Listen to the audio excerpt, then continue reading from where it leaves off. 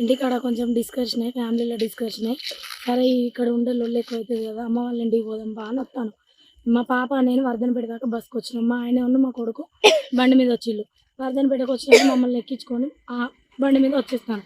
వర్ధనపేట కట్ట మీదకి వచ్చినాక ఇక్కడ పోలీసులు వదిలేసిండు. ఆపినప్పటికీ మేము ఫ్యామిలీతో ఉన్నా సార్ అని నా భర్త 2-3 సార్లు చెప్పిండు. అయినా కూడా వినకుండా ఇంకో సిఐ బండికి అడ్డం వచ్చి కాలడ్డం పెట్టింది సార్. కాలడ్డం పెట్టడంతో బండి ఆగిపోయింది. బండి ఆపుడుతోనే చేయి చేసుకున్నాడు.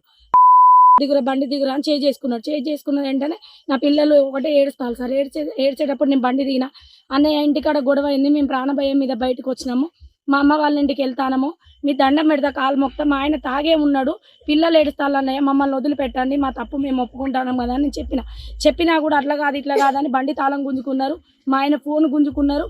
పిల్లలు ఒకటే ఏడుస్తా అంటే కూడా నేను ఎంత బతలాడి కాళ్ళ మీద పడి కాళ్ళు మొక్కుతా అంటే కూడా వినకుండా ఇష్టం ఉన్నట్టు మాట్లాడతాను సార్. మాట్లాడుతా అంటే కూడా మా ఆయనే అన్న మీ దండం పెడతా కాళ్ళు మొక్కుతా, ఇంట్లో పరిస్థితి బాగాలేక నేను పిల్లలను తీసుకొని వచ్చిన, నేను తాగున్నా అని చెప్తాను అంటే నువ్వు ఊదు అన్నారు.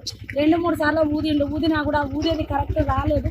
రాకపోయేసరికి వాళ్ళు ఇష్టం ఉన్నట్టు చుట్టూ 4-5 పోలీసులు చుట్టూ ఉండి ఆయన మీద దౌర్జన్యం చేసి ఈ చీకట్లో ఈ కట్ట మీద మమ్మల్ని ఇక్కడ వదిలేసి 10 మంది వచ్చి ఎంత వాళ్ళ బండి వాళ్ళకి ఇచ్చేయండి, పిల్లలు ఉన్నారు, వాళ్ళ పిల్లలు ఏడుస్తారు, వాళ్ళ భార్య బతలాడుతుంది అని చెప్పినా కూడా వినకుండా మమ్మల్ని ఇక్కడ వదిలేసి మా ఫోన్ గుంజుకున్నారు. బండి తాళము, బండిలో పైసలు ఉన్నాయి, బండి పట్టుకొని మమ్మల్ని ఇక్కడ నడి రోడ్డు మీద ఈ చీకట్లో వదిలిపెట్టి పోయిళ్ళు మమ్మల్ని.